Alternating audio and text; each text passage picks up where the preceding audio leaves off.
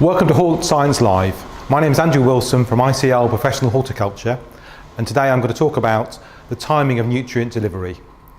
Now, we're all concerned about plant quality and making plants better, and there's lots of little things that we can do to ensure that plants are high quality. So we're all aware of what the limiting factors can be, and often it can be pH of the growing media or the pH of the water. It can be the temperature, it can be the fertilizer, which of course is very important. But of course, even the water and the water type, the amount of water, and the growing media, which has an increasingly, important role in growing the plant, with the pressure to reduce peat and peat-free and things like that. So generally, it's about the weakest link in the chain. And if we think about this summer, it's been very hot and very dry, and irrigation has been quite tricky in terms of the amount of it and having enough to go round, to keep the crop wetted up during the day. And inevitably it's put the plant under stress, but also led to more leaching. So that one thing can have an effect on the crop, the size of the crop and the quality. Even if all the nitrogen and the trace elements and the pH is correct, the irrigation would have that effect. So what I'm going to talk about really is the timing of the nutrient delivery. But before we do that, we need to get the basics right. And one of the key areas I always look at when I talk to someone on a nursery is, what sort of water have you got? We generally take a water sample and we establish whether it's hard or soft water. And that's key really. If you have hard water, it can very high pH, can affect the uptake of nutrients, that they're less available. If you've got soft water, it can be low in calcium and magnesium. And that obviously can have effect on the crop and lead to deficiencies. And these are things that we can easily correct if we're aware of them. We don't want it cropping up later with a calcium deficiency on a crop that we could have avoided, because it'll lead to quality and loss of sales. Increasingly, the growing media is changing, with peat reduction, and again, that's bringing up issues. But I'll talk about that a little bit later. So I'm going to focus really on controlled release fertilizers, because generally for nursery stock, that's the primary way of growing them, and it's the most efficient delivery of nutrients without leaching to get the best quality plant. And just looking at irrigation, so the efficiency of the irrigation is very important, and it's important that you have irrigation that covers the area efficiently, and you don't have areas that don't receive even amounts of water. And that's particularly important if you're using a water-soluble fertilizer, because then a lot of the water that doesn't reach the crop will then go to waste and be leached out into the environment, which is never good. Now, it's not such a problem when you're growing in plug trays where they're very close together and there's little space between the plants. But when you start to go into bigger pots, like 10-litre pots, and they're spaced out, the irrigation can become much less efficient, and typically only 48% of the water will reach the crop. The rest, with any dissolved fertilizer, is going to be lost, which is not good. So in those situations, you can see why a CRF, a controlled release fertilizer, is going to be much more efficient and lead to lower rates of fertilizer and better quality, because you've got less wastage as well. But the thing with controlled release fertilizers is all about timing, and timing is key. So you need to deliver the fertilizer to the plant at the right growth stage when it needs it. Not too much at the start and plenty at the end when the plant's bigger. Yeah, so why use Osmocote? Well, it's all about the delivery, the timing of the release. It's about the results on plant growth. It's also about the plant health and about the results that we get. So, the release is key. We've been developing Osmocote for over 50 years, and we know from lots of trials and tests in the laboratory that we have an efficient release. And we have different longevities, from 3 months up to 16 to 18 months even, depending on the crop. And we want the product to release efficiently through that stage. And when we look at plant demand, when you first pot a plant, its requirements for nutrients are quite low, because it's this little plug in a pot, and then obviously it needs to establish itself and root out, and then as it grows, the nutrient requirements increase, and that's what we want to try and match: a low starting release but higher later as the plant establishes and is ready for sale, and we get that good quality at the end in terms of leaf colour. And that's what you really see with Osmocote. Even with our second generation products like Osmocote Pro, you get a very efficient release. Lots of competitor products are very fast releasing at the start. That not only puts stress on the plant, leading to more likelihood of getting root diseases like Pythium and Phytophthora through root damage, it also affects the efficiency of the nutrient release. And a key thing with that is that if it releases a lot at the start, there's less to release at the end when the crop really needs it. And we'll see from some of the trial results I'll present the effect on the leaf colour at the end of the season, and that's a really key point. So it's not just about what's inside the granule, it's what actually releases and when it releases, and that's something that we can demonstrate with Osmocote over any other product. And when we actually look at the plants on the ground, I can show you in a second the real differences between plants. So let's look at some different treatments. So all of these plants are potted in Levington Advanced growing media. They're an industry standard 80% peat, 20% bark mix, which is commonly used. So the only difference between these plants is the fertiliser that's used to grow them. And this is our standard recommendation for Eleagnus. It would be 5 kilos of Osmocote Exact, 12 to 14. And you can see we've got a nice bushy plant, a really good leaf colour all the way down through the plant. The new growth is nice and dark, and we've got a good size. This is a very saleable plant. And it's the end of the season now. We're in late September, early October, and you want good quality. So this is what we compare. This is our reference standard really. When we look at other things, we'd be looking at Osmocote Exact standard. So I'm now looking at Osmocote Exact 8 to 9 month. We've got 4 kilos in this, so it's a kilo less than the previous treatment, but we've added in a kilo of Osmocote Carmag, and this was just an experiment really, just to see if we could get a better quality plant. And you can see we've got more growth. It's a slightly bigger plant. We haven't got quite as good leaf colour in the older leaves, but it may just be the timing that we're looking at now. But it's still releasing really well, and we've got a nice sized plant. So I think if we'd used 5 kilos, I think we'd have got a very good coloured plant. So that's something to look at in the future. So I'm now looking at one of the competitor products that we compared our Osmocote Exact against, and quite a stark difference really. 5 kilos of a 12 to 14 month product.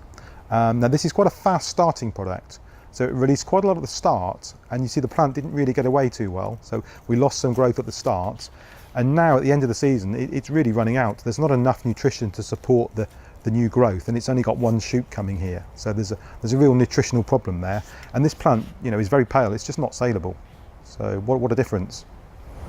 So this is another competitor product, the same product that we've just looked at as a 12-month product, and now looking at as an 8 to 9 month product, only at 4 kilos. So we just wanted to compare whether it would release slightly better with an 8 to 9 month release. But we can still see that it's a very small plant.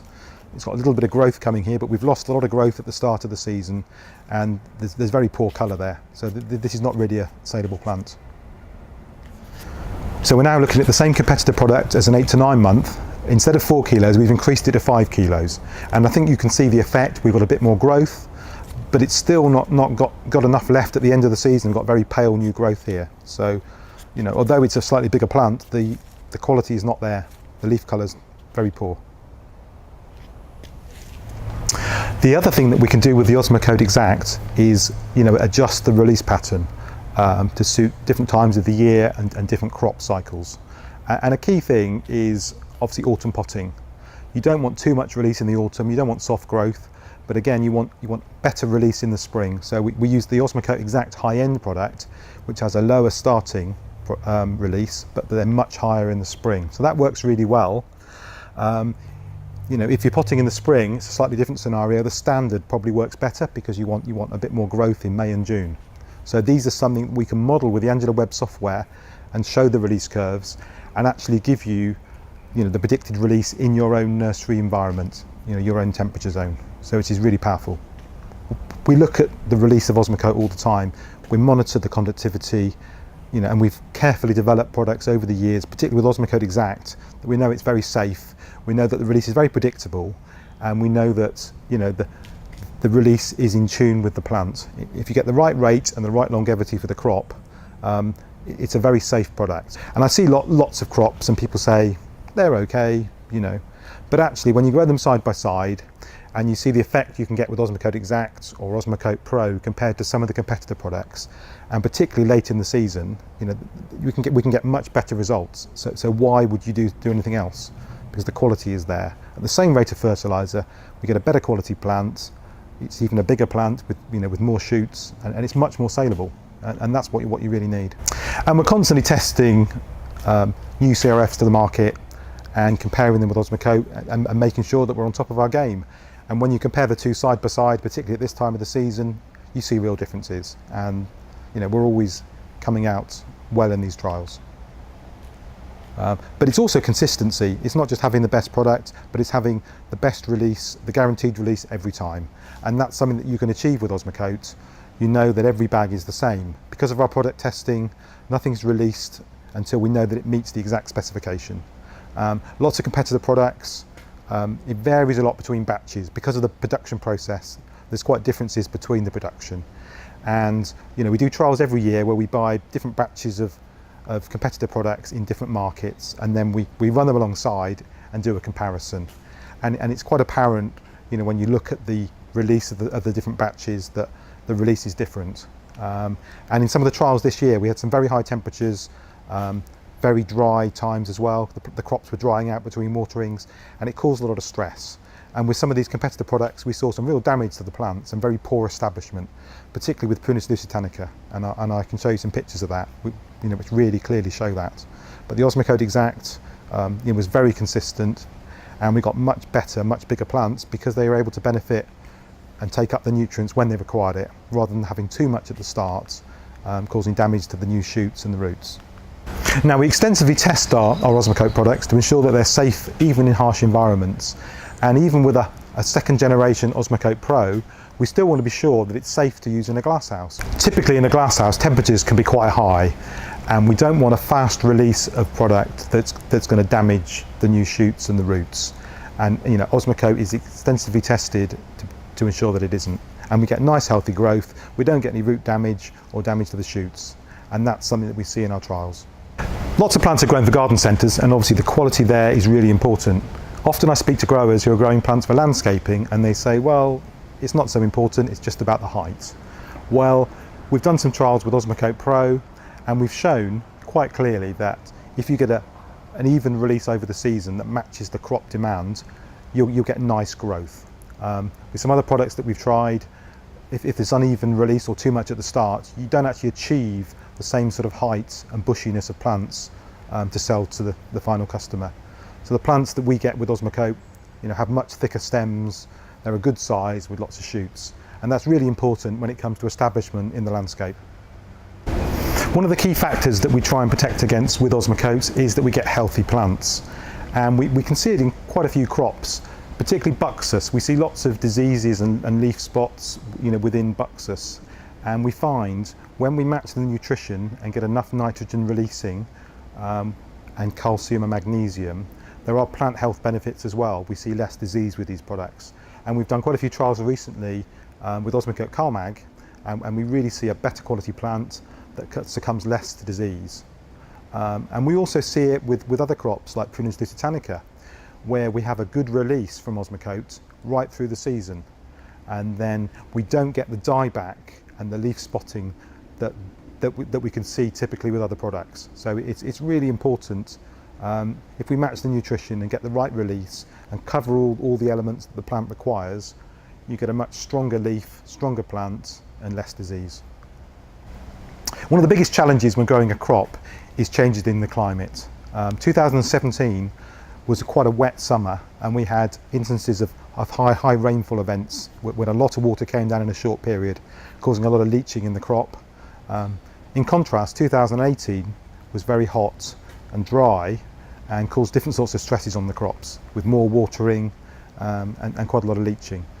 In all these situations, Osmocote performed really well, and that's because we have a good release pattern, releases throughout the season in an even amount to match the crop, and we don't suffer too much from leaching in that case, and we get the best quality. So you can be assured whatever the season is that Osmocote will perform.